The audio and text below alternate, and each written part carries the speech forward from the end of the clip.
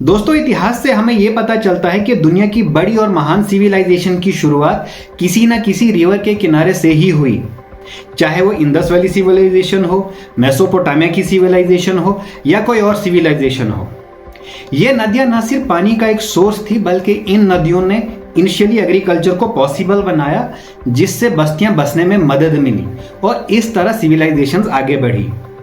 पर इतिहास हमें यह भी बताता है कि जब भी किसी सिविलाइजेशन में वाटर क्राइसिस जैसे इश्यूज पैदा हुए हैं या पानी के सोर्सेज कम हुए हैं, तब महान से महान सिविलाइजेशंस भी खत्म हो गई है। आज पूरी दुनिया के साथ साथ भारत में भी वाटर क्राइसिस एक सीरियस इश्यू है। तो आज हम इस वीडियो में बात करेंगे कि वाटर क्राइसिस पूरी दुनिया के साथ भारत में आज कितना सीरियस इश्यू है, इसके क्या पॉसिबल रीजंस हैं, क्या सॉल्यूशंस हैं, गवर्नमेंट्स क्या कर रही हैं और एक आम आदमी, मैं और आप इस इश्यू को डील करने के लिए क्या कुछ कर सकते हैं। Millions are facing a thirsty future. This is India's great water crisis.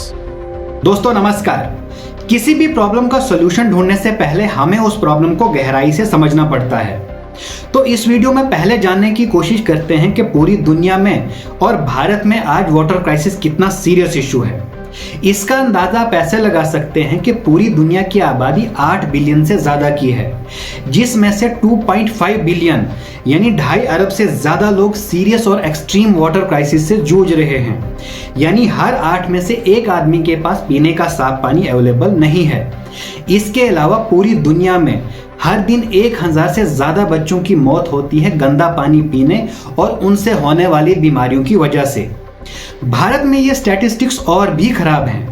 हमारे देश में दुनिया की तकरीबन 18% आबादी रहती है, पर हमारे देश के पास दुनिया के सिर्फ 4% फ्रेश वाटर रिसोर्सेज अवेलेबल हैं। आज हमारे भारत की 60 करोड़ से ज्यादा आबादी के पास पीने का साफ पानी नहीं है। यानी हर 4 में से एक आदमी के पास भारत में पीने का साफ पानी अवेलेबल नहीं है। तो आखिर पूरी दुनिया और भारत आज वाटर क्राइसिस जैसे समस्याओं से क्यों जूझ रहे हैं?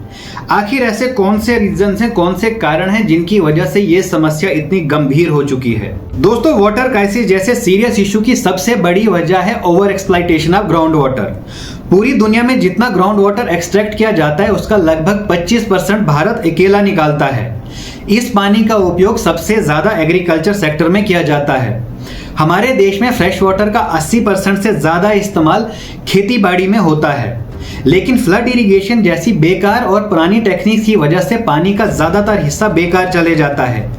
इस वेस्टेज का अंदाजा आप इस बात से लगा सकते हैं कि हमारे देश में 1 किलो चावल उगाने के लिए 3000 लीटर से 5000 लीटर तक पानी इस्तेमाल होता है, जबकि चाइना में 1 किलो चावल उगाने के लिए 300 से 1200 लीटर तक पानी इस्तेमाल होता है।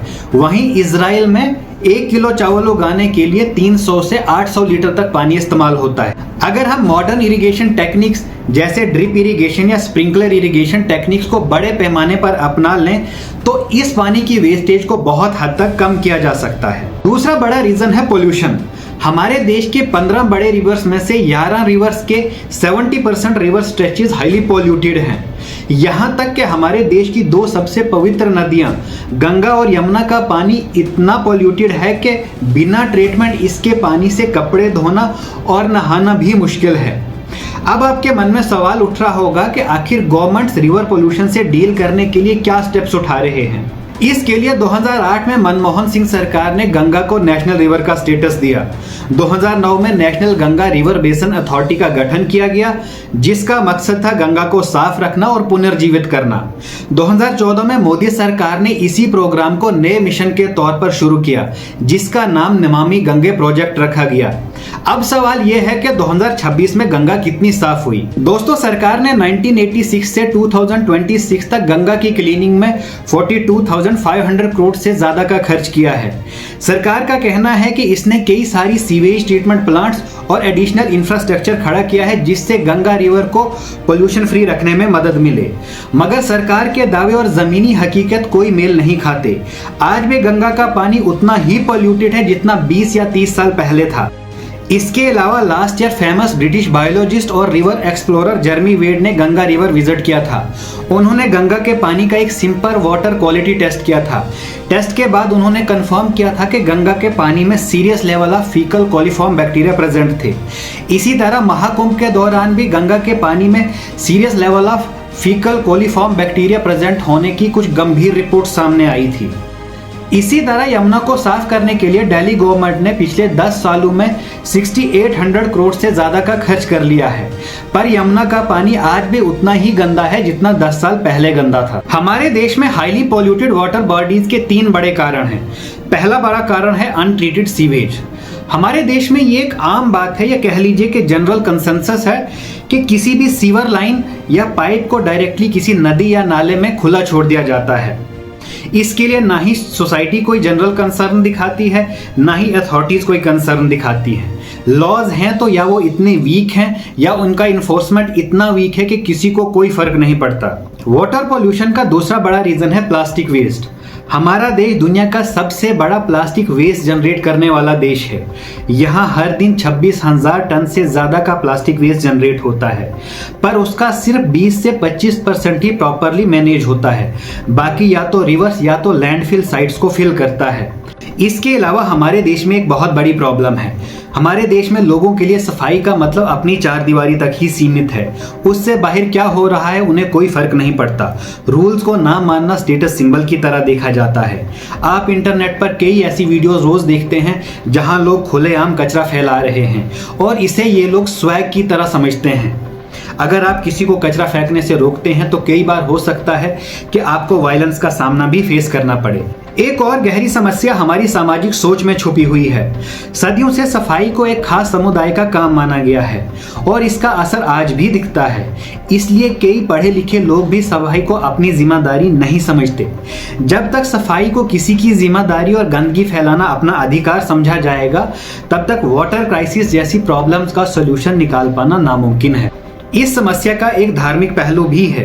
हर रोज धार्मिक कार्यक्रमों के बाद फूल, कपड़े, मूर्तियां और अन्य पूजा की सामग्री नदियों और तालाबों में विसर्जित कर दी जाती है। धर्म हमें नेचर का सम्मान करना सिखाता है, मगर जब आस्था के नाम पर नदियों और झीलों को प्रदूषित किया जाता है तो वो आस्था नहीं बल्कि पर्यावरण के प्रति हमारी जिम्मेदारी से दूरी को दिखाता है।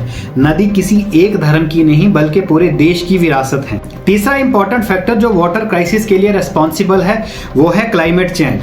क्लाइमेट चेंज ना सिर्फ ग्लोबल टेम्परेचर को बढ़ा रहा है बल्कि इससे ग्लेशियर्स तेजी से पिघल रहे हैं। इसके अलावा रैपिडली चेंजिंग क्लाइमेटिक पैटर्न्स की वजह से ड्रॉट्स और फ्लड्स आम हो रहे हैं, जिनसे वाटर की क्वालिटी और क्वांटिटी दोनों पे बड़ा गंभीर असर पड़ रहा है। दोस्तों, गवर्नमेंट ऑफ इंडिया ने वाटर क्राइसिस की सिचुएशन से डील करने के लिए कई सारे इंपॉर्टेंट स्टेप्स और इनिशिएटिव शुरू किए हैं। इनमें अटल भूजल योजना, जल शक्ति अभियान, नेशनल रिवर कंजर्वेशन प्रोग्राम जैसे इनिशिएटिव शामिल हैं। इसके अलावा गवर्नमेंट स्मार्ट इरिगेशन टेक्निक्स जैसे माइक्रो इरिगेशन, स्प्रिंकलर इरिगेशन और रेन वाटर हार्वेस्टिंग जैसी टेक्निक्स पर काफी जोर दे रही है।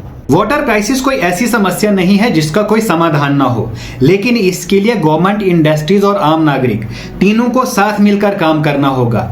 सबसे पहला कदम है ग्राउंड वाटर का सस्टेनेबल यूज। जितना ग्राउंड वाटर हम एक्सट्रैक्ट करते हैं उतना ही ग्राउंड वाटर के रिचार्ज पर ध्यान देना होगा।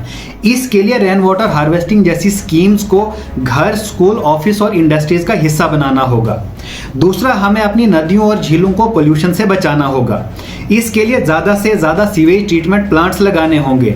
इंडस्ट्रीज को पोल्यूशन नॉर्म्स को स्ट्रिक्टली फॉलो करना होगा और एनवायरमेंटल लॉज को और स्ट्रिक्ट बनाना होगा। तीसरा, हमें अपने एग्रीकल्चर में मॉडर्न इरिगेशन टेक्निक्स का इस्तेमाल करना होगा ताकि ग्राउंड वाटर पर कम दबाव पड़े। याद रखिए दोस्तों, पानी सिर्फ एक नेचुरल रिसोर्स नहीं है, ये जिंदगी की बुनियाद है। अगर आज हमने इसे बचाने के लिए कोई कदम नहीं उठाए तो कल पानी बचाने के लिए नहीं बल्कि पानी पीने के लिए संघर्ष करना पड़ेगा।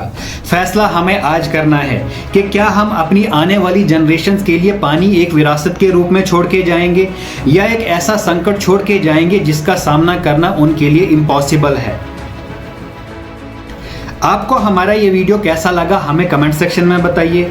हमारे फेसबुक और इंस्टाग्राम पेज टाइमलाइंस और ट्रूथ्स को फॉलो कीजिए और हमारे यूट्यूब चैनल को सब्सक्राइब कीजिए। Thank you.